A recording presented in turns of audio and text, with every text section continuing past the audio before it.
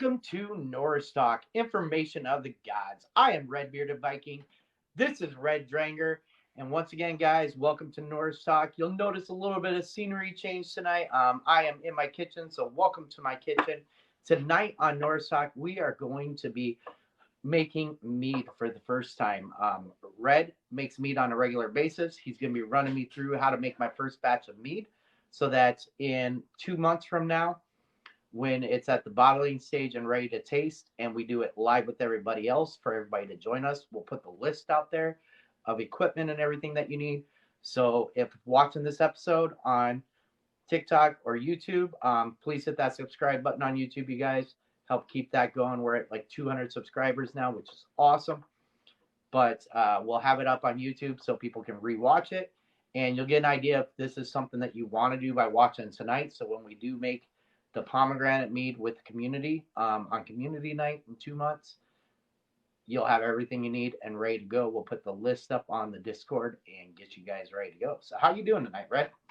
I'm doing awesome, man. I'm excited about tonight. So guys, tonight we are going to be making a no-cook mead, which means you're not going to have to be boiling any honey. You're not going to be having to boil any fruits down. We are going to be making a blackberry.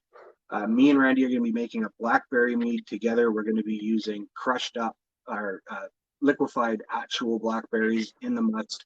I'm also going to be making a raspberry at the same time, just so that we're going over the steps really clearly, just in case I have to do one step twice.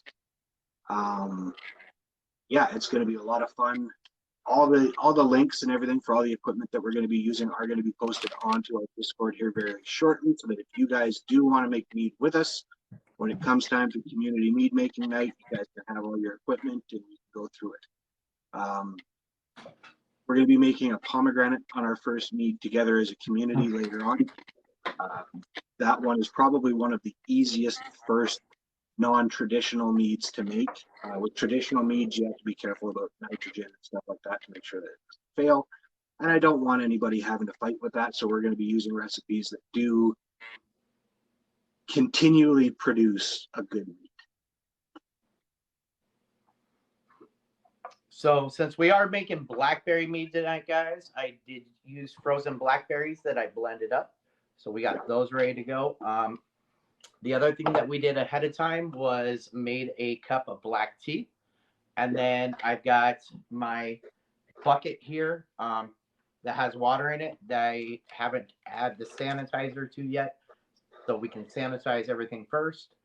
And then we've got our honey sitting in warm water just to make it easier to pour. So those are the only things that we did so far. Other than that, we're going to go step by step with you guys on this. I'm learning tonight. This is my first time.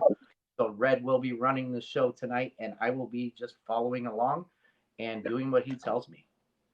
So the first and most important part when we're starting our mead making is what Randy just talked about, the sanitization fluid. Okay, so with brewing equipment, beer, winemaking, mead making, you don't want to be using dish detergent on. You don't want to be using dish detergent or anything like that on your brewing vessel, because they leave a residue. You're going to get bubbles and all kinds of nasty stuff. So brewing equipment comes with its own kind of sanitizer. It's an acid-based sanitizer, and it comes in a liquid and a powder form. Randy is going to be using the powder form tonight. I believe the brand he's using is Step 1. So he's going to go over. I already have my sanitizer fluid mixed. I was using the liquid. I don't want to show 2 examples of how to mix it tonight because it's just going to confuse everybody. So Randy's going to go step by step on how to mix your sanitizing fluid, and then we'll take the next step. So this stuff, guys, it says 1 tablespoon per gallon of water. This is about a 2-gallon jug, so I'm going to throw 2 tablespoons in there. And then it says ideal contact time is at least 1 minute. Let's see. And then we just kind of let that sit in there for a minute and it'll dissolve. So we're going to throw 2 tablespoons in there real quick, you guys. So I've got Randy's gonna mix your fluid in the glass one, Redbeard, and then pour it into that one, because then the inside of your glass one is going to be sterilized already. Okay. So I'll pour from the bucket into there. Yeah. Good thing I made myself a makeshift funnel, otherwise that would be impossible. The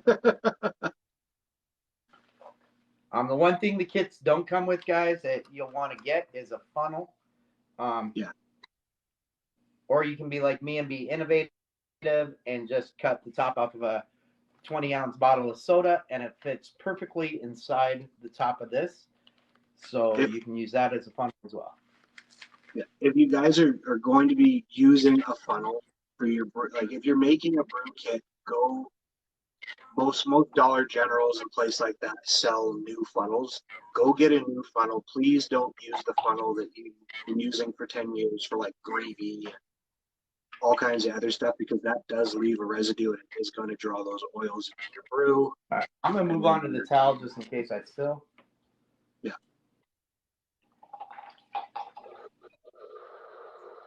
No worries, John. Thank you for dropping by. Appreciate it. So right now, guys, we put the cleanser inside of the glass bottle. We're pouring the water into the glass bottle now, and we'll let that sit for a minute, and then we'll pour it into the bucket, and we'll start sanitizing everything. Yeah. And this way he's sanitizing the inside of the vessel that he's going to be using, just because getting the 1 gallon vessel into that 1 gallon cleansing bucket would be a challenge. All right, so there is our gallon jug with the cleanser in there. We'll let that sit for a minute or so, and then I'll pour it into the bucket that we're going to use to sanitize everything. That way the inside of this is sanitized. Yeah. Hi, Laskin. How are you, Toolies? We're making mead tonight. And as you can see, it's cloudy. The liquid stuff actually bubbles up. This gets cloudy. So like I say, it's acid based. So there, like a comment did say, you can use bleach and other evaporating chemicals. If you're sterilizing your stuff well in advance, yes. The reason why I really like to use this stuff is because you guys can see I sanitize this bottle, but there's still a few little bubbles at the end of it, because getting everything out of these 1 gallons is a little bit difficult. With this stuff, that little bit into your brew is safe. It's okay. You don't have to worry. And I'm actually going to just shake this up to make sure it mixed real well. Yeah. Yeah, we're going to be doing a lot of shaking tonight, so don't get tired. Yeah, all the stuff sitting on the bottom. That's why I'm glad I decided to shake it. Yeah. See, this is why I like to use the fluid instead of the powder. Yeah, because all my powder now is sitting in basically one spot. So I got to try and get that out of there. There it goes.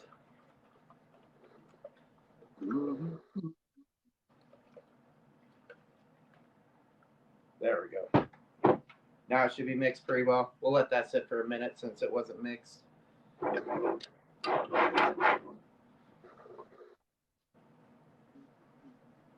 So like I said, we're going to be using store-bought yeast tonight, guys. The yeasts that you choose to use for your brews are completely up to you. You can use regular bread yeast. It will ferment up to between 12 and 13% most of the time. The yeast that Randy's using tonight is going to be EC1118. That has a fermenting tolerance of just under 20%. I'm going to be using D47. The only reason I'm not using the EC1118 is because I don't have any of that currently. The store that sells it is closed today, so I'm just using some of the yeast that I had available still in the little freezer dried packets. So it looks like just like that. And then I'm just going to be pouring my sanitizer, you guys, in a plastic bag for next time. Oh, the powder? That's a good idea. Augmented, once you get the hang of it, like I say, we are doing everything really slow right. When it comes time to knock together a must, I can knock together like a 6 gallon in probably an hour and a half. The mixing's the hardest part, and then the cleanup afterwards. Once you kind of have an idea and it becomes muscle memory, it's super quick. While we're waiting for that to be ready, I'll kind of go over everything that came in the kit, you guys. Yeah. So we got the glass 1 gallon jug. We also got the 1 gallon pail that has a lid with the hole in it for making it in the lid as well. We're going to make it in the glass jar tonight, but you can make it in either one. The other stuff that came with it was the hydrometer. What is that, Red?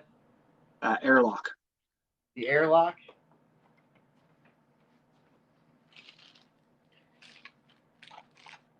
And then you also got your mini siphon that we won't need until we start transferring, along with the tube that goes to the mini siphon. Yeah, when we move the brew from this jug into secondary, that's when we'll be using the siphon. And then it also came with the cap for the top of your jug. That's the bung that the Airlock's going to go in. A thermometer that I believe just sticks on the side of the jar. Yeah, it's just a sticker. It came with some Camden tablets. Yeah. And some Premier Rouge active dry yeast, but we're actually using instead, we ordered the EC18 yeast. And then the other thing that it comes with is a 3 pound jug of honey. Yeah. Which is the amount of honey you need for one batch. All right, so I'm going to pour the sanitizer into here. So at this point, the inside of my 1 gallon jug is sanitized.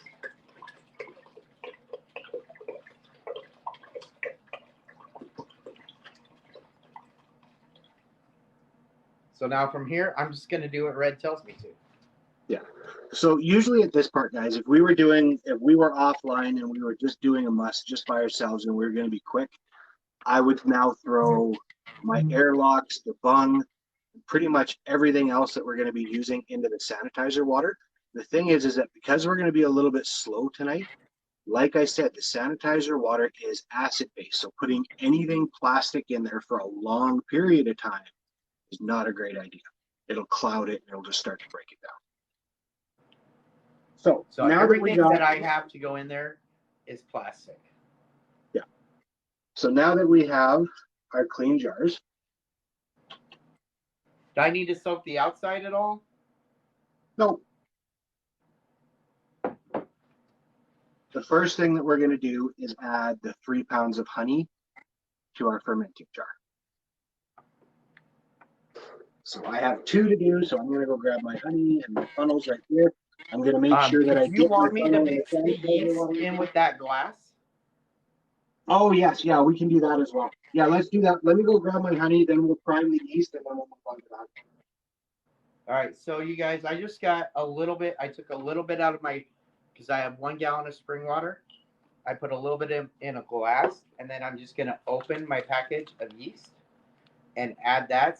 You only need, because it's going to be a while, I'm going to put the whole package in.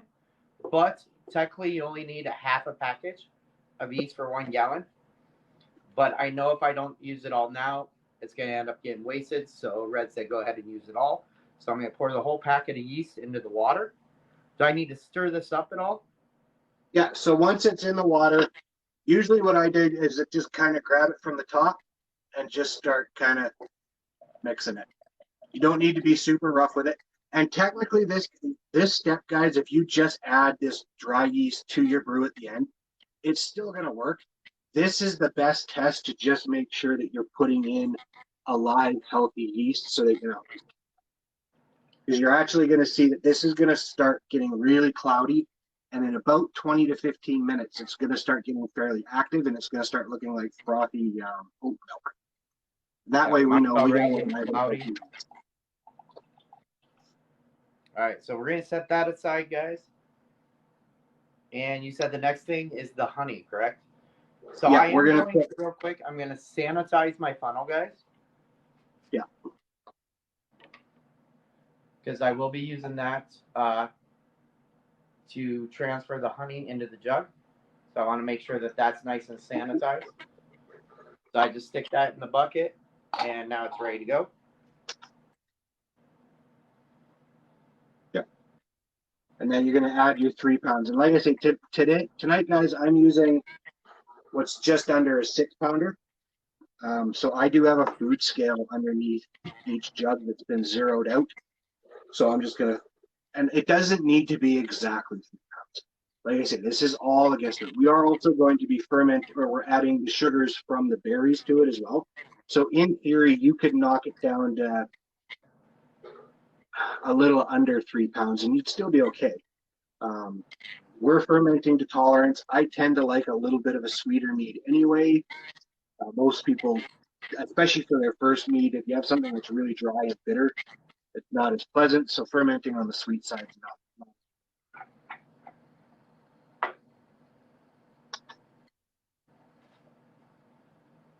All right, so I'm going to go ahead and pour my 3 gallons in to my jar, right? Yeah. And I'm going to pour 3 pounds. Yeah, pounds, not gallons. I know I keep saying gallons, pounds. Sorry, guys. So And we like I did, say, it's honey. This fill part our is, sticks with hot water, you guys, and set our honey in there just to make it easier to pour. and like I say, you guys saw that bucket that Redbeard has his sanitization fluid in. That is a primary bucket. The reason why we're doing it in the glass jars tonight is because for your first mead, it is really interesting to watch the fermentation process. When it's in a plastic bucket, you can't see what it's doing. This way is just a little cooler. But it's a lot easier to pour your honey into a big ass bucket than one of its bottles. And if you don't have a funnel, 20-ounce bottle works perfect. Cut it in half, sanitize it.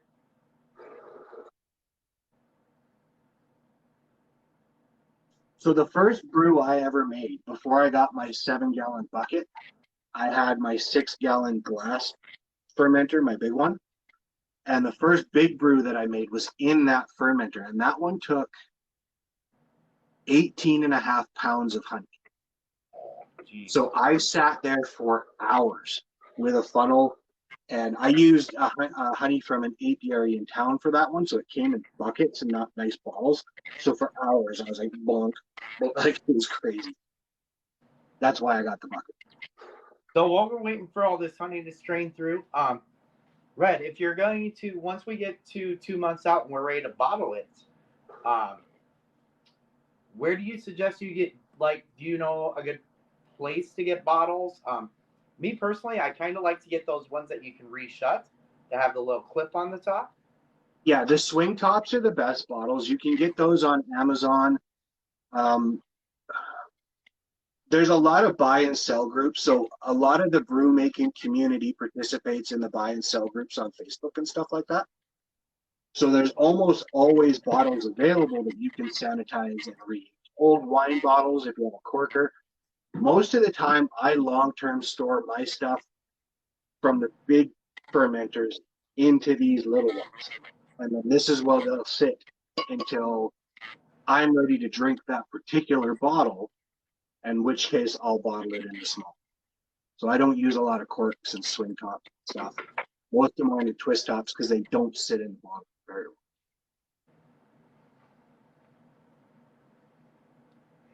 Yeah, homebrew stores are another great place for bottles. Okay, we have got, I think Red's got his honey in. I'm still working on it slowly. Oh, yeah, you got the scale. Yeah. That's one thing, you guys. Red is using a food scale underneath his jug because he is like mine. I had 3 pounds of honey where it's in that container. But if you buy bigger jugs of honey, you're going to want to set it on a food scale, 0 it out, and then pour the honey in to make sure that you're getting the right amount of honey in there. So you're going to want 3 pounds of honey for, is that most meads use 3 pounds of honey, or? Yeah, so the more sweet stuff you add to a mead, the less honey you're going to use. So if we were using peaches instead of berry fruit, we'd be using a little bit less honey because the peaches have a higher sugar content.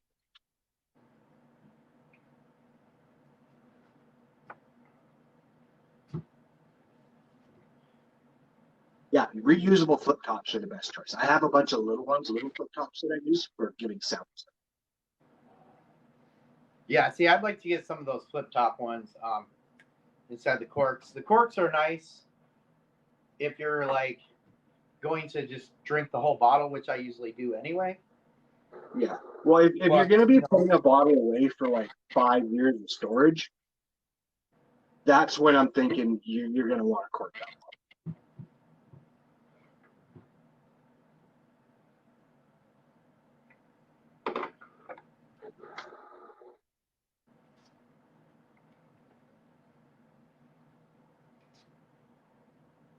Hail, everybody. Welcome.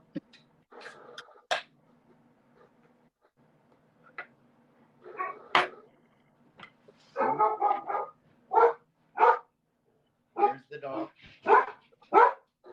Let. Hey.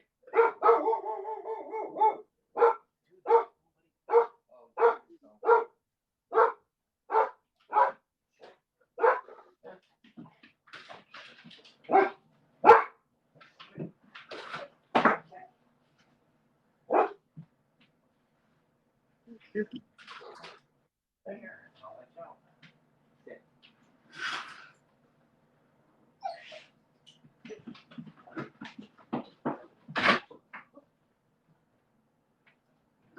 I'm glad you're having a fun time, bro. Sorry about that, guys. Jordan just got home, so the dog wanted to just bark like nuts.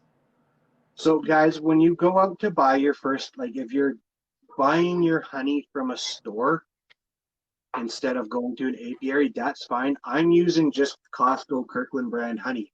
I don't know about in the States, but in Canada, if it's real honey, it has a farmer seal on it. Make sure you do a little bit of research before you purchase your honey. And make sure that you're getting real honey. Because a lot of places now, they'll mix it with just a sugar water to save cost. So if it doesn't have that farmer seal that says 100% pure, find another honey. This one doesn't have a farmer seal, but it does say pure unprocessed honey on it. Yeah.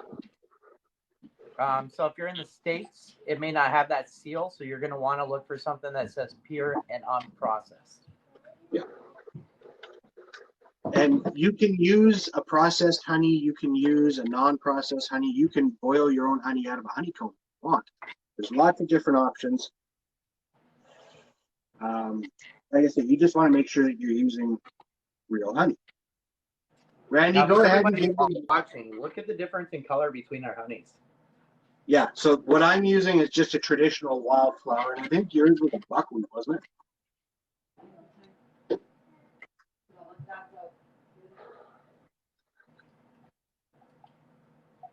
Just to make sure there's no sediment on the bottom. The husks that the yeast are on provide the yeast with a lot of nutrients while they're making their colony, so it's important that those husks get dissolved properly. I'm going to stir mine up with the spoon because I use the whole packet, so I do have a lot on the bottom. Make sure you sanitize your spoon.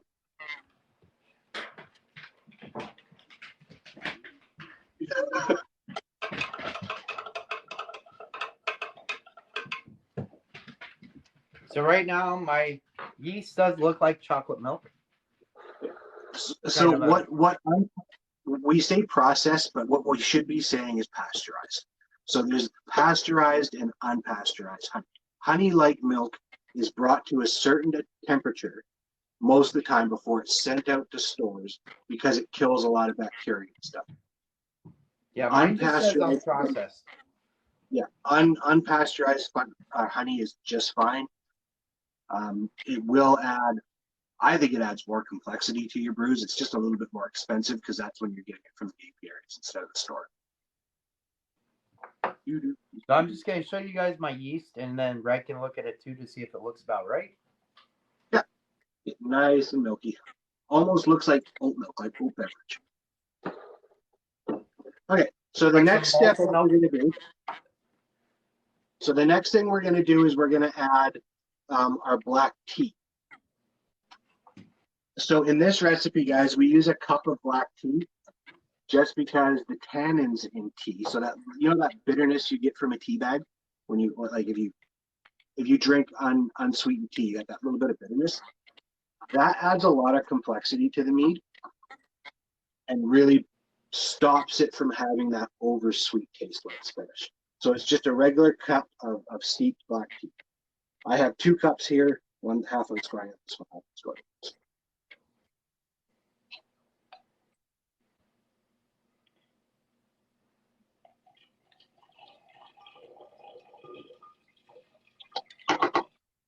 And we did make that ahead of time, guys, because you don't want it hot when you're pouring it in there.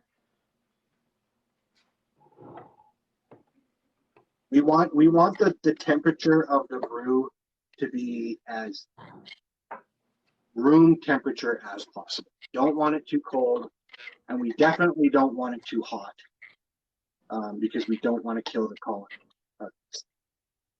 So funnel those back in here. Okay, so now we have our honey and we have our black tea. Now we're going to add our fruit puree. So this is going to be another slow process, guys, because we're funneling them into these wee little holes. So I used frozen blackberries, you guys, and then I just took a little hand blender, blended it up real good. Tell them why you want to blend it, Red. So with most fruits, the reason why I like to use frozen fruits is when you freeze it, it obliterates the cells inside the fruit. The freezing process expands and blows the cells. With a lot of berry fruits, specifically blackberry, blueberry, raspberry, they have that little skin layer around them that does not necessarily break during the fermentation or the freezing process. So we want to make sure that we burst all those little capsules so that the yeast can get in there and so that the flavors from the blackberry can spread throughout the fruit. If you were just using, if you were using a bigger fruit like peaches or apple, at that point you just, or cherries. Cherries is another skin fruit that but because they pick them, you don't necessarily need to pulverize them. You basically just want the brew to be able to access everything inside the fruit. And then we used 1 pound of frozen blackberries, guys. Yeah. And like I said, guys, the sweeter the fruit, the less you're going to use, or the more honey you're going to come back or cut back on. Blackberries are fairly tart. They taste really sweet, but their actual sugar content is not terribly, terribly high.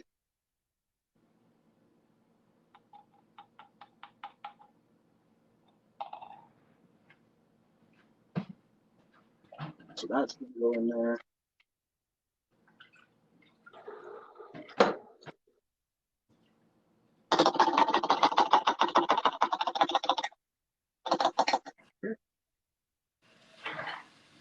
Sanitization Fluid again.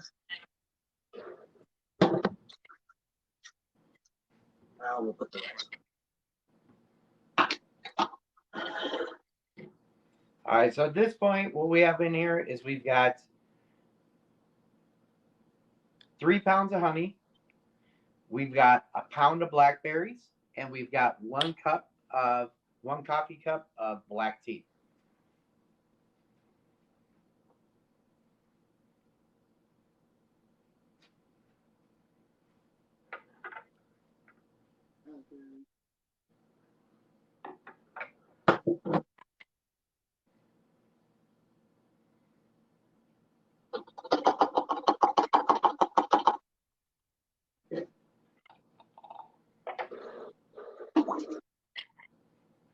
Okay, guys, so now we got a brew that looks like this. A big mass of honey at the bottom, the fruit on top with the black tea in the middle. Like you can actually see a separation line between your fruit and your honey. Okay, so the next step is we're going to add water, but we're only going to add water to about there. We don't want to completely fill it with water. The reason for that is we need to oxygenate this water. When a colony of yeast first starts, it needs oxygen in order to populate.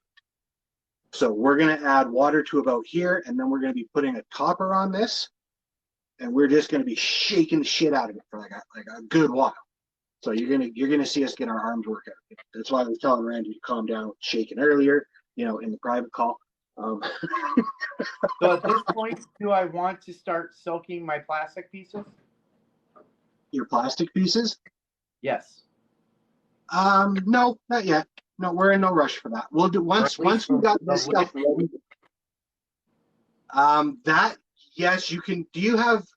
Is there a lid for your bottle, like a regular lid? No, just the one with the hole. Okay, so when it comes time to shake, what you're going to do is you're going to put that topper in, and you're just going to put your thumb on top of the hole. Right. So I'm going to soak that right now, you guys, in my sanitizer while we're adding water. Guys, when it comes to water, again, if you live in an area where your water is not very chlorinated or treated, you can use tap water. There's nothing wrong with that.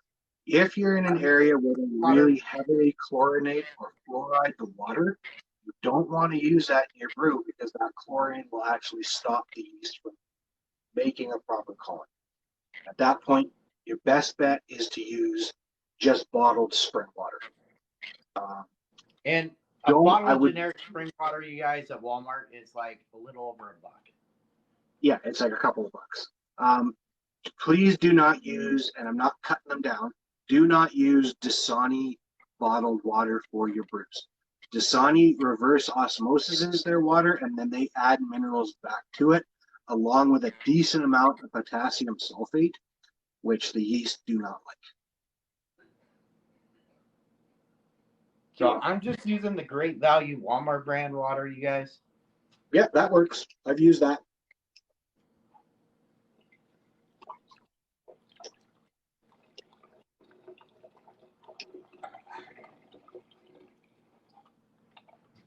All right, I think that's about the right spot. I think I'll let Dranger look at it and tell me if I want more or not.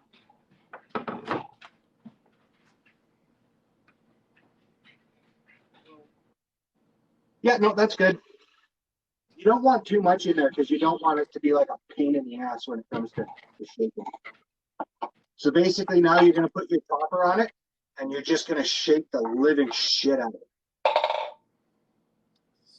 So we're going to do that before we even add the yeast. Yeah. All right, so I'm pulling my topper out of the standing water, guys. Mine has a hole in it. If you guys buy the kit, you're not going to have a topper without a hole in it. So you're just going to want to cover that hole and then just, like Dranger said, shake the shit out of it. Yep.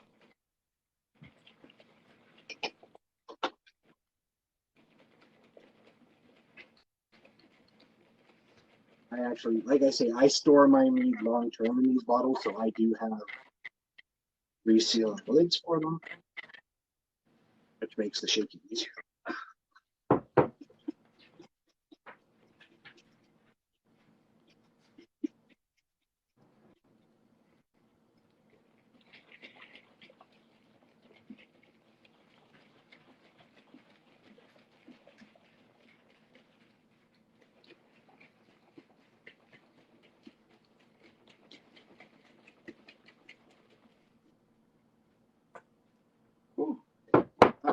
That made pressure.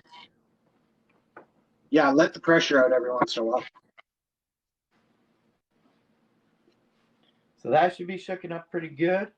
We got a nice little foam on the top.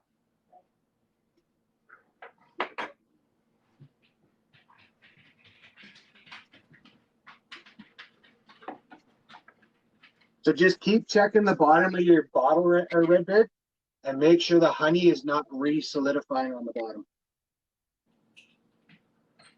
No, mine looks pretty liquid. Even when I tip it, it doesn't get any thicker. We'll shake it a little more just to make sure.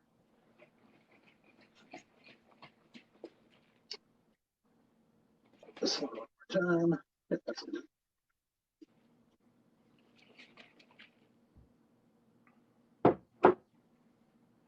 There we are. The lids can come off of those bad boys now.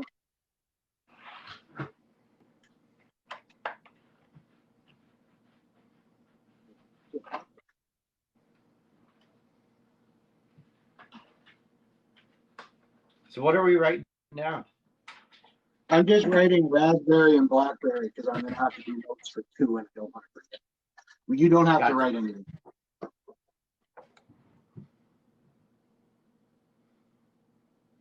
Okay. So mine looks way darker than his. Well, you have a way darker honey than me. You got the buckwheat honey. Right. I just want to point that out for everybody else. The different colors is because of the honey. Yeah, that's the thing. Like every time you make a mead, if you use a different kind of honey, you're going to end up with a different kind of mead. If you use a wildflower honey, you're going to end up with a certain taste. If you use an orange blossom honey from Florida, which is really good honey, I like that, you're going to have a different taste. Buckwheat has got a way stronger profile and a darker color. Making traditional meads out of buckwheat's really cool because you get that really golden brown final color to it. Okay, so the next thing we're going to do is we're going to fill up with water to just after the bottle starts to bend, so about here. Yeah. We want to leave ourselves lots of headroom because we still have to add the yeast. And when this stuff first starts fermenting, the gas that the yeast are creating is going to push all the particles from that fruit to the top. If you don't leave enough room, it's going to push those particles into your airlock, and it's going to turn it into like a fucking geyser of fruit garbage. And it's not fun. It's called a blowover, and they do happen. All right, so I filled mine to just where it starts to curve, you guys.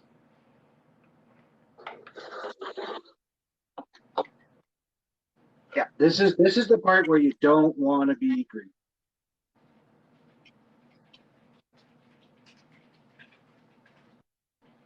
I'm probably going to have to go refill my water because I'm using my tap.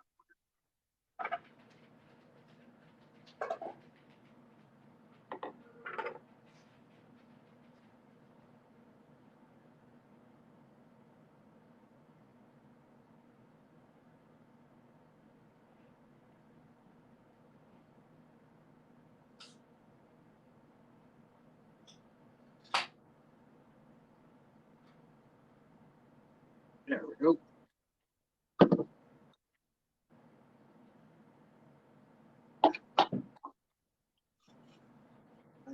Overfill because it's got fun still have water in it. But that's okay. I think red over. I'm just refilling my water.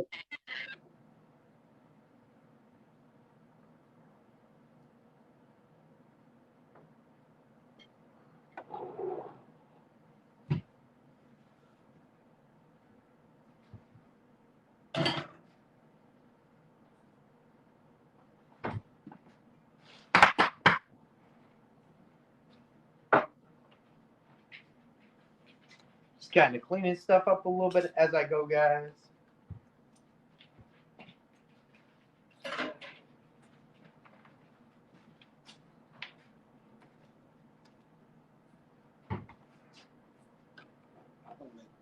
I might end up. Okay, I'm just gonna fill the second one here real quick. Okay, once we're done this step, guys, we're gonna take a minute and we're gonna go over the comments just to make sure I'm not losing anybody here.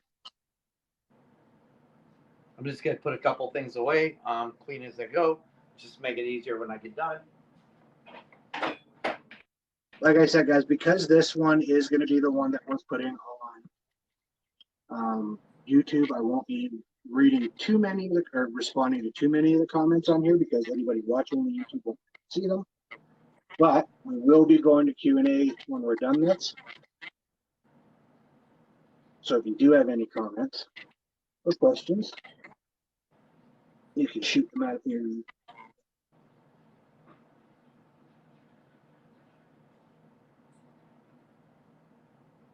Okay, there was a question in the comments about what the yeast are feeding on, because yeast do need more than just sugar to survive in a brew. They need certain nitrogen, they need a couple of other fundamental elements. There is something you can buy, it's called Yeast Energizer, that provides that to the brew. If you're doing a traditional mead, that's when I really, really recommend using that kind of stuff. But the thing is, because we're using berried fruit, and the kinds of berries that we're using tonight actually have the seeds in the berry, and we mash those up with the blender, all the nutrients and all those other elements that are found in the flesh, seeds, and structure of the fruit are going to be able to provide that to the yeast. That was my Bill Nye instructional thing to you tonight. Distilled water is just fine. Like I say, just make sure it's not a water where they re-add the minerals. Because often when it comes to that kind of stuff, they adjust it so that it tastes a little better, or they'll add more potassium to it and say that it's for energy and better hydration and stuff like that. It just gets kind of wonky. So I'm just giving the bottles an extra little shake now, just to make sure that all the sugars are evenly distributed, because now is when we're going to get ready to take our sugar reading. Now, some people take their sugar reading after they've added their yeast. Some people, like if you're a diehard about having the exact measurement,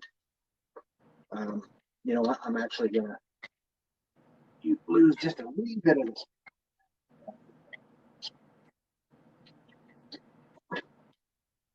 So then at this point, I should sanitize this stuff?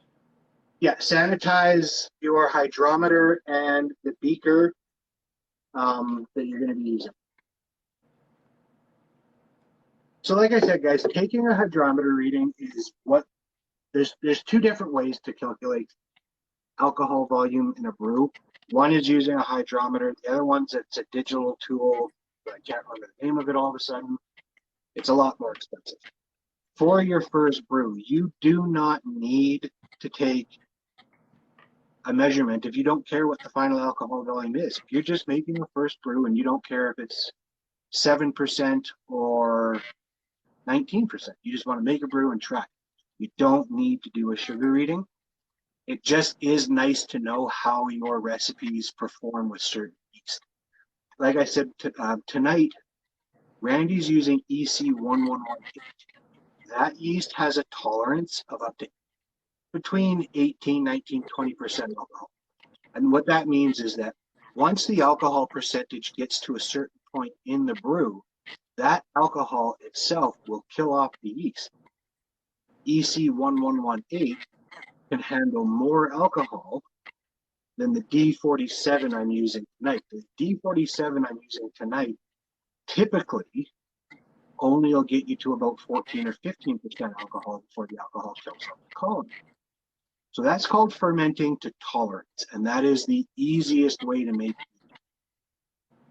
When it comes to trying to stop fermentation before it's hit tolerance and make sure that you've stabilized that mead enough so that it will never start to ferment again, it gets a little bit more complicated.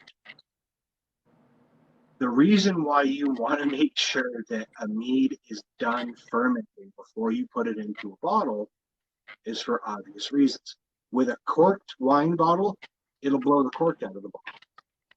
With something like this, with a twist shut lid that's tight, like that's a solid screw lid, if this thing is still fermenting, it's releasing gas, and the yeast will keep fermenting. They don't care about pressure.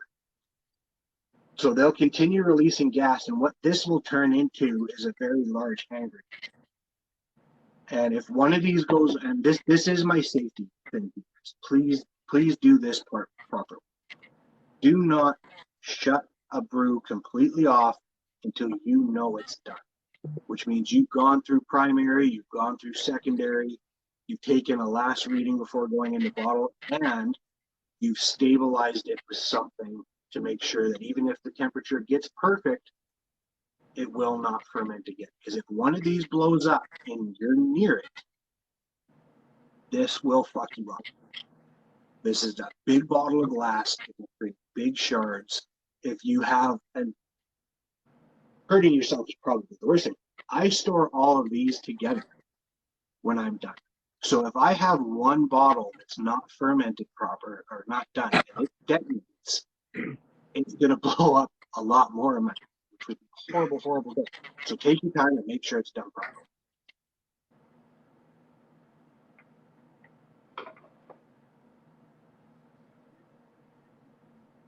Okay, so now we are going to be taking initial gravity reading.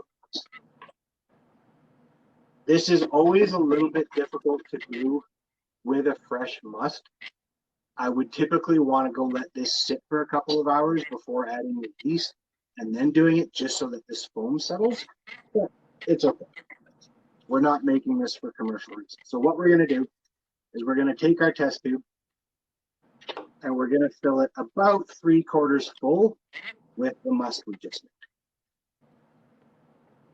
Oh, jeez. I'm going to try to make sure I don't get a whole lot of bubbles.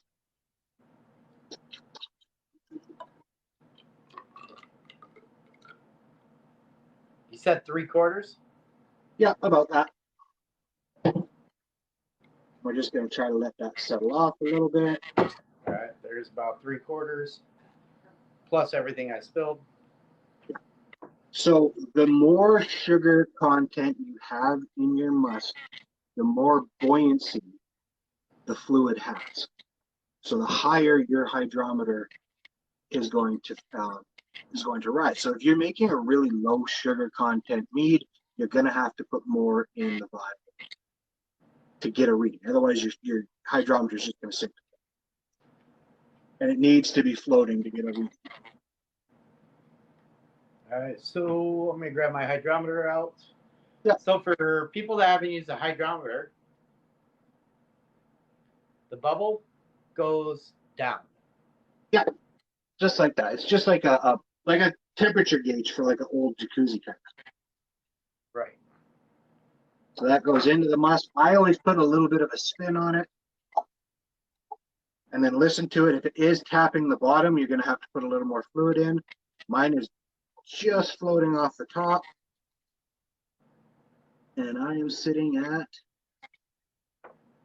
a 1.70 for the black. I am sitting at, hold on. Yeah, I'm sitting at 20.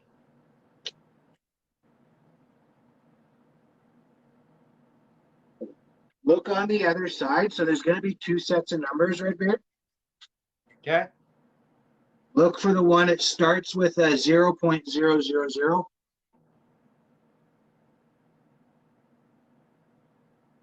0, well, I don't have a, I have a 0.990. 0.9. Okay, what's the other number? What's the other number that The you saw? top number on that one's 0.990. When I spin it, it says 0% at the top. And when yeah, those are my two measurements, either 0% or 0.990.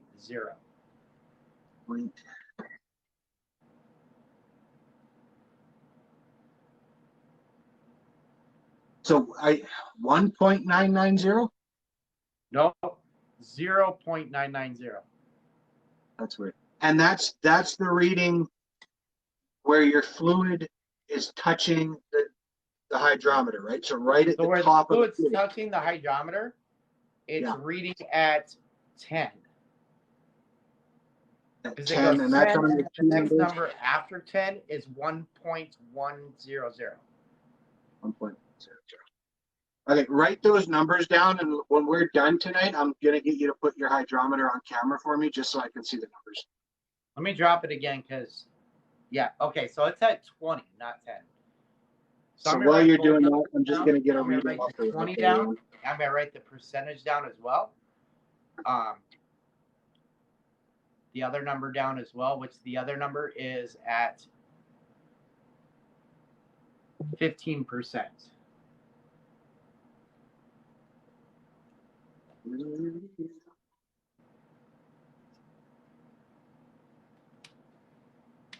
So, and then do we pour that back in the jug, or what do we do? Yeah, you can pour that back in the jug. Because this was sanitized, there's no problem adding it back to the must right now. Some Okay, people I'm get just gonna rude about wipe off that. my But again, hydrometer. so I'm just gonna get a reading off the raspberry really quick, which might be a little harder because this one's really.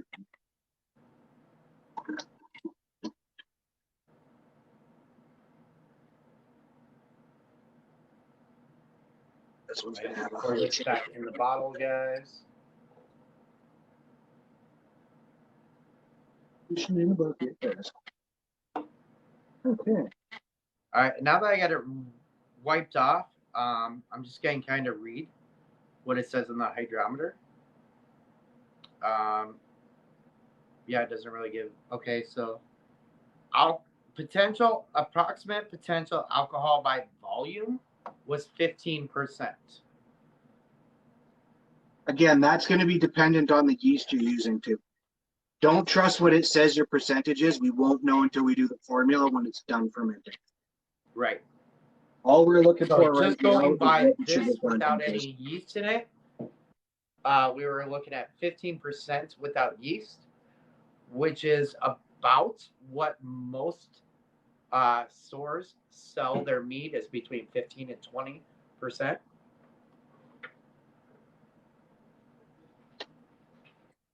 So my raspberry is a little bit sweeter. It came out at, so again, this is with the same amount of honey, guys. The blackberry came out at a 1.70, and the raspberry came out at a 1.90. So using the exact same weight of fruit, exact same weight and kind of honey, you can see that there's different sugar levels in different fruits.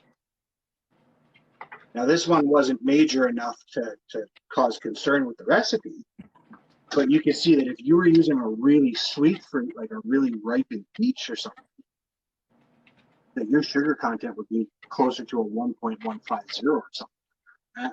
That's when you can get almost too sweet. Okay, so now, Redbeard, you can go ahead and put your airlock into the sanitizer fluid. Okay. I'm going to do the same. I'm actually going to put a couple in there because I don't know which ones I'm going to use tonight.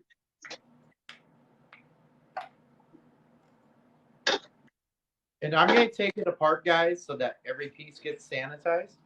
Yeah. And you guys are airlock when you take it apart. You guys are going to notice tonight. Then you got the lid. Yeah, that we're using different. There are different types of airlocks out there. Right? Redbeard's going to be using more of a traditional bubble top, where I'm using kind of like a sink drain one. But they both work the same way. So all those pieces go into the sanitizer water and it just hangs it. So while we're waiting for that, what we're going to do is we're going to add the yeast to our brews. Then we're going to give it one more shake, and then that will be the last time we shake this brew with a lid on. So do we don't want to shake it till after we add the yeast, correct? Yeah, add the yeast, and then we're going to get another shake. All right. And add the yeast slowly. Don't just dump it in. Because some fruit, it will react to, and it can get fucking kind of hanky pretty quickly.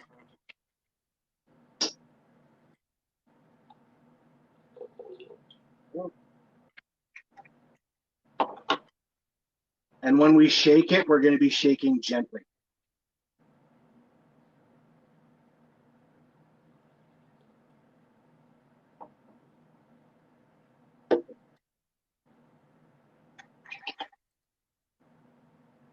Because sometimes the yeast reacts with certain fruits and certain things in a brew, and all of a sudden you got like a science project volcano. You're pissing fucking blackberries stuff all over your table. This happened. That happened with the blueberry. So just a nice gentle stir.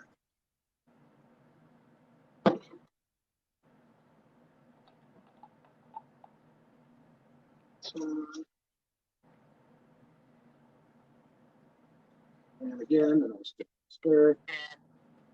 This raspberry's going to get active. Get that foam on the top. There we go. Hello, Jacqueline. How are you?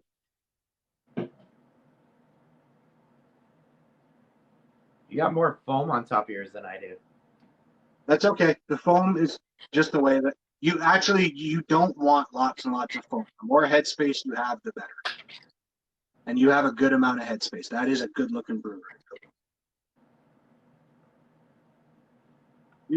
Okay, so the next thing we're going to do is assemble our airlocks. So first things first, we're going to take out of the sanitizer. We're going to take the bung out to the sanitizer water, apply it to make sure that it fits.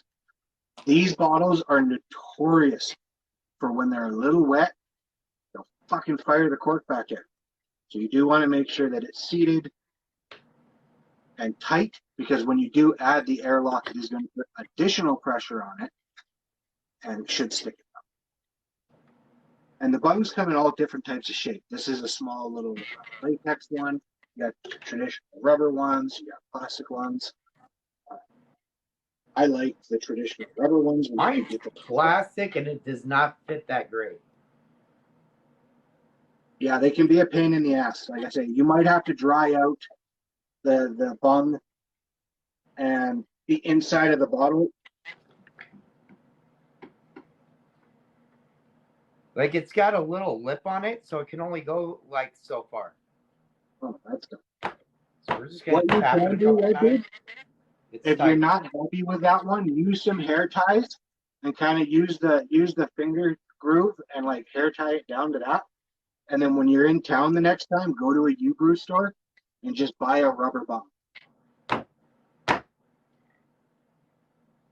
And we'll note that the stopper for that kit isn't the best. Yeah, it kind of sucks. Okay, so Redbeard, for your airlock, if you look at it, it should be a 3-piece airlock. So you're going to have the piece that sticks into the bung. You're going to have what looks like a tiny little cup that sits on top of the shaft inside the airlock, and then a cover. Yep.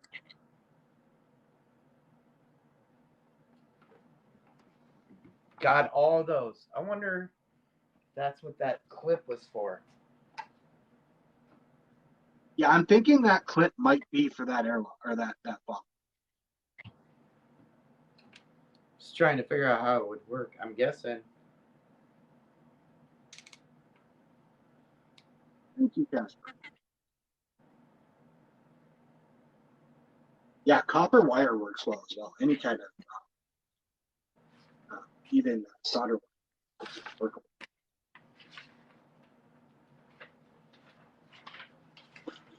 As long as you're not dipping.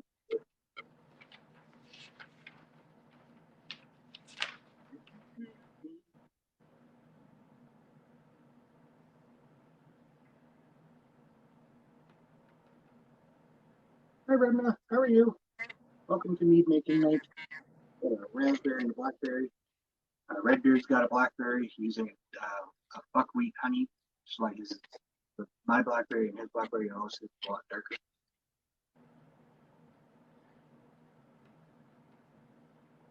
So, anyways, while he's looking up that, I'm gonna show you guys how to assemble the S-shaped airlock. So this is just a 2-piece airlock.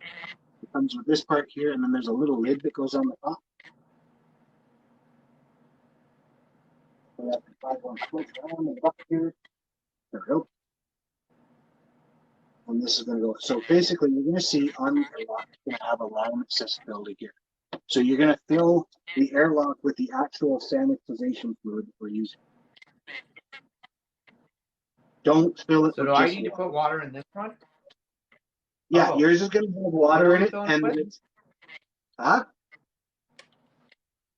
So we're using water? use the sanitizer water that you have.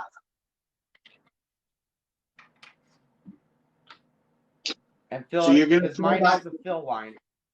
Yeah, so fill it with the sanitizer water to that fill line, and then put that cup back on top. So to the S-shaped ones, it just looks like that, guys. We're full.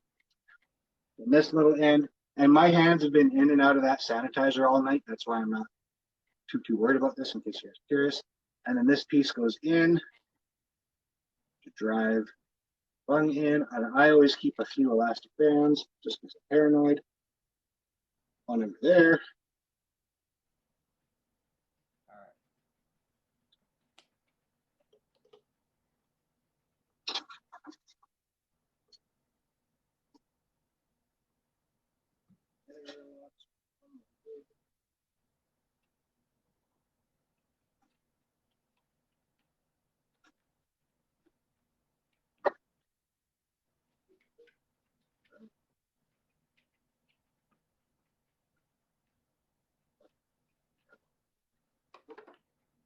And I still have like a half a gallon of spring water.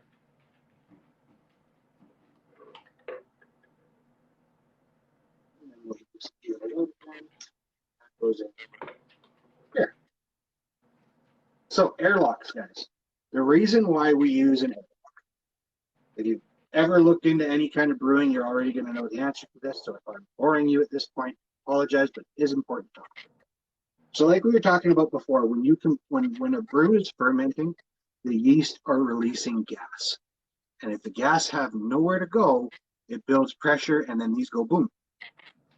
That being said, if you leave this open with no airlock on it so that the pressure can release, all the little gross little things that fly and crawl around think that this stuff tastes really good when it's fermented. So they'll come from miles. So what this does is the airlock allows the gas that's being created to flow through the lock, push the fluid to the other side of the chamber, and then it releases the gas slowly. And if any little buggies get up in here, when they get into this sanitization fluid, the actual fluid itself will kill the little buggies. So it is natural every once in a while to check your airlock and see a little something kind of thinking around in there. If he's in this bottom part here, you're okay. The chances of anything getting through your airlock and into your brew are next to nothing. The only time you're going to see that happen is when you don't get a proper seal with your bottle. The airlocks are pretty much foolproof. The airlock that Redbeard's using tonight is the same thing, it just works differently. Instead of it being an S shape, it's a cup. So it comes up into a big cup and then it's got a shaft in the middle of it. Another little cup is dropped on top of that so that when the when the escaping gas get into that cup, it'll raise the cup out of the water just long enough for it to release the gas, and then it'll jump back down into the fluid, and it'll just keep doing that as it releases gas. There are two different types of. Sorry, go ahead, bud. Quick question. So, my airlock does not seat really well on this lid. I think the airlock is actually meant for the lid of the white bucket. If you want to transfer everything over to that bucket, feel free.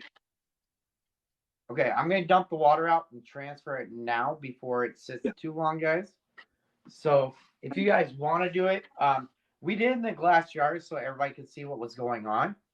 Yeah. But we are going to transfer this to the bucket that it came with.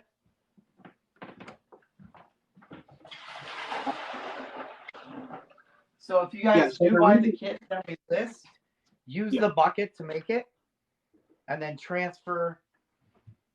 The transfer is supposed to be, that's what the bottle's for, is the transferring. So I'm going to pull the airlock real quick, you guys. And I'm just. So Redbeard, when it does go to secondary, it will have to go into that bottle with an airlock on it. So make sure you go get a proper bung at some point, okay?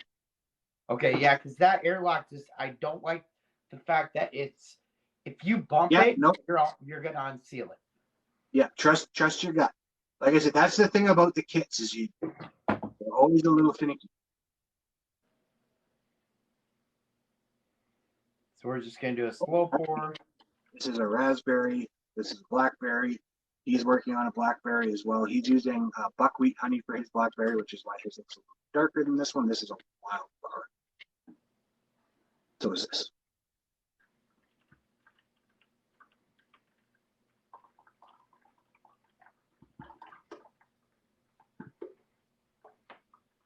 So the reason why we wanted to use the glass bottles tonight, guys, is again so that you can see the process, and so that we can make sure that we're posting progress pictures on the Discord. Because as the brew starts to ferment, it's going to start doing some different stuff. I do suggest when you guys make it in the glass jar and transfer it to here, because transferring it from the glass jar to here, you guys, not even halfway full, and you might end up using too much water. Yeah. So we've got it transferred into here. We're going to tap that lid shut. I'm going to get on down here. So when we move, every time we move a brew from primary to secondary to bottling, we are going to lose a little bit of that volume of fluid because we don't want to take the yeast out. All right, now that really squishes down in there. Tight seal all the way around. I just wanted to make sure we had a tight seal. We weren't getting a real tight seal with the bottle. Yeah. So I'm going to rinse the bottle up, guys. Now we have what is a completed must, and that is the name for a non-fermented primary mix for a mead and this is going to sit like this for up to a month, maybe longer, depending on how it ferments. And what's going to happen is when we see it fermenting, we're going to see those air bubbles. And when these start leveling off again, we're going to know that it's getting towards done. We are not going to take these lids off of these buckets or the airlocks off of these buckets until they go into fermentation. We expose the brews to the oxygen tonight because that helps the yeast colonize. When they've colonized and they've started making the alcohol, we do not want to reintroduce oxygen.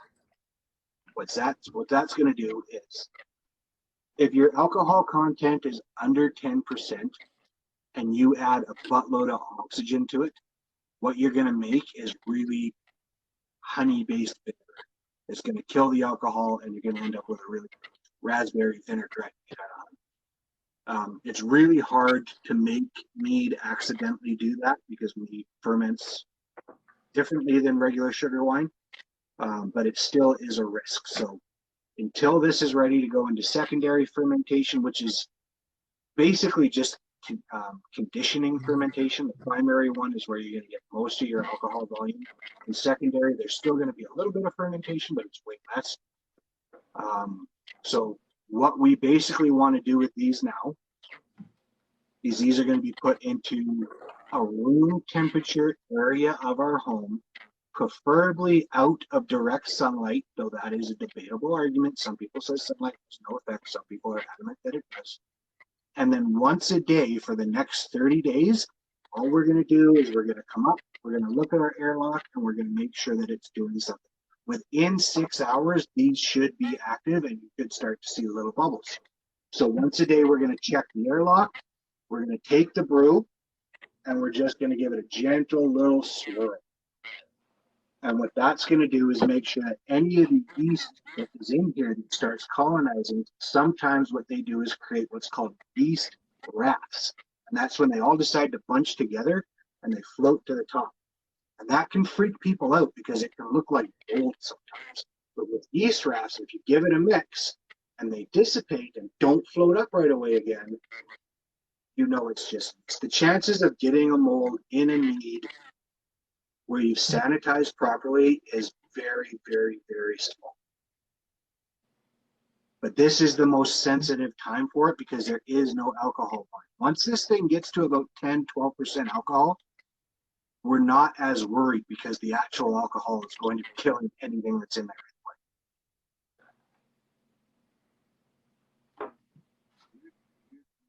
anyway. What yeast was I using again, Red? EC1118 by Airlock.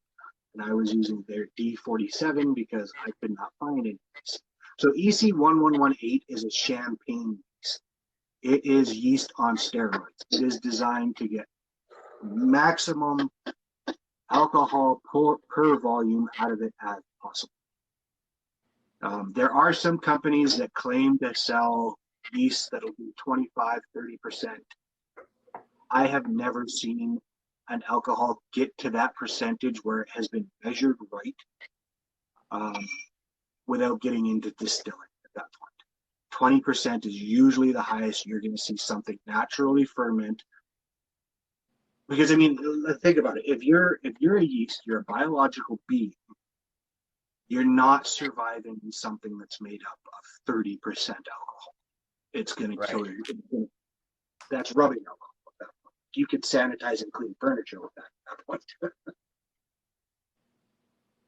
That's when you got to start getting into distilling stuff, which we will not do on TikTok because that's big trouble. This is actually, just to answer a question in the chat, this is actually my first mead, first time making any alcohol at all. So no, I have not. What was the question? Have you ever used homemade yeast out of raspberry, a bottle, and a balloon? So homemade yeast meads. There are lots of so basically yeast are present on pretty much everything biological. So a traditional base mead, what you would see our ancestors have done is they would often wait until the spring and they would cut off really green bits of new leafing trees and such. And the yeast content was always really high on those. And they would use that. So instead of adding the yeast, they'd stuff all of these things into it. And that would provide the nutrients as well because the yeast could actually feed off the nutrients inside that little green stick to help populate. But yeah, there's natural yeast on anything. I mean, people in jail will use the yeast that's left over in jail to make jailhouse alcohol. Don't do that. That is not real alcohol.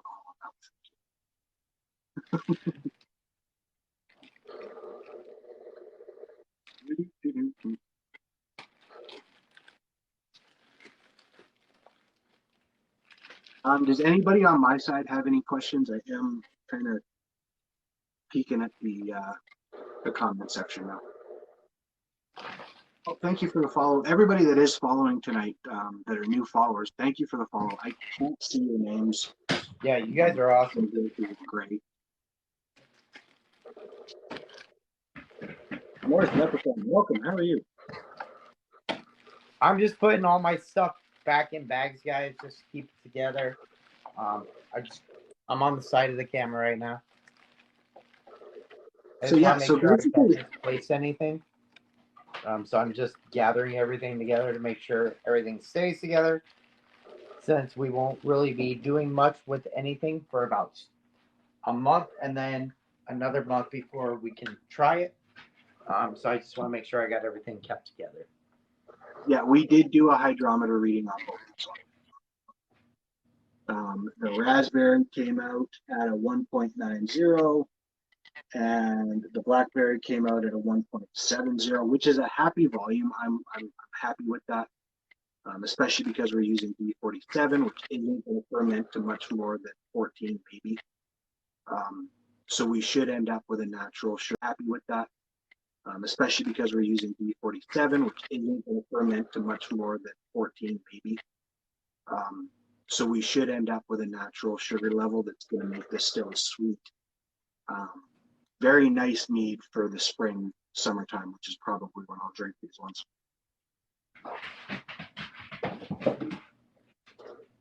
They asked, where did you get the bubbles? Bubblers. Sorry, say that again. Where did you get your bubblers, your tops for your meat? Oh, the Airlocks. These are just from Amazon.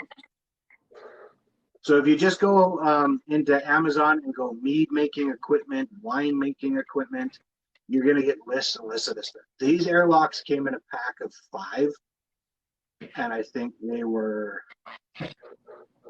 $10, I think. I really like these like I have the kind that Redbeard's using. I like these ones a little bit better just because it is a lot easier to see how active the brew is without waiting for that top to pop up and down. This one, you are literally going to see the pressure change in the valves constantly. It is going to push all the fluid out of this side into this one.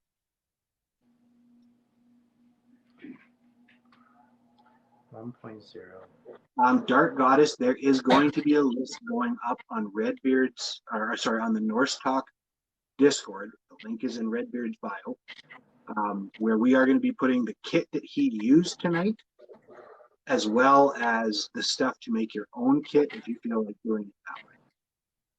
So what did you say your alcohol was, or it was at your reading? My reading for the Blackberry was at a 1.70.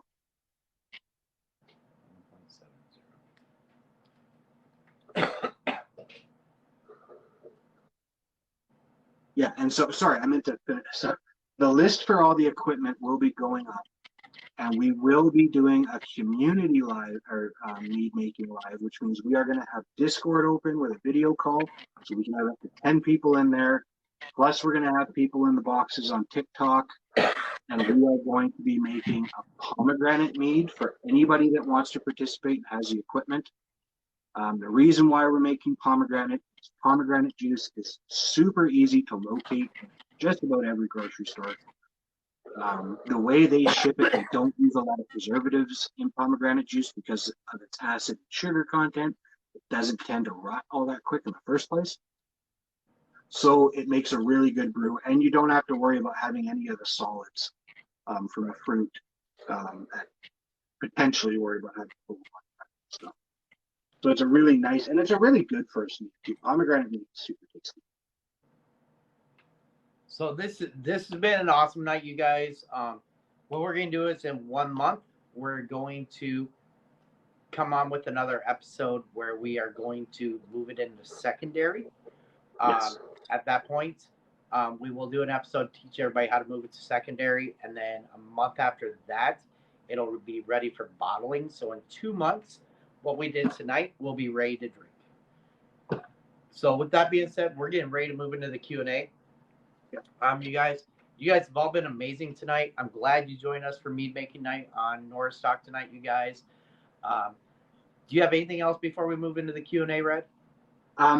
Pay attention to the Discord. There will be a mead making tab appearing. I will be taking pictures ongoing of the 2 in the glass bottles so that you guys can see kind of an ongoing how fermentation looks. I may even post a few videos in there. So yeah, keep an eye. Please be in the Discord. If you guys are in here and you're not already on the Norse Talk Discord, I don't know what you're waiting for. Please get in there. That is where 99% of everything we do on these episodes ends up either happening or being, and it's the best way to meet members of the community. 100%, you guys. And as always, guys, if you're joining us on YouTube, please hit that follow button. Subscribe to our YouTube, you guys. We're going to continue doing stuff like this, along with doing the books that we're doing. Coming on at 5 p.m. on January 19th, we will be doing a Zoom call with the author of the current book that we are working on, A Practical Heathen's Guide to the Astra. We're going to have Patricia Lafayette joining us with a Zoom call while we're live to talk about her book as we're just finishing it, you guys. And then I did get my book ordered. I don't know if Red's ordered his yet, but the next book we're doing, you guys, is the Study Havamal. The link for that is in the beacons on my bio under, it's an Amazon link. We'll take you right there. It's been an amazing night, you guys. We're going to have all the links for all the equipment that we used on my end tonight, the stuff I ordered. on the Discord as well when we get that mead link up and running, you guys, so that when we are ready to try this mead, we will make another batch of pomegranate with the community. And this just showed everybody how to do it so that they can decide if they want to buy the materials to make their own mead or not. And we'll go through your first batch with you guys in 2 months when we're ready to try out this batch, you guys. And if anything else, Red? No, I think that's it, bud. All right, guys. As always, it's not a me thing. It's not a you thing. It's not a him thing. It's a we thing. We can't do it without each and every one of you guys. So as always, stay creating, stay amazing, and be awesome. And we will see you on the next show.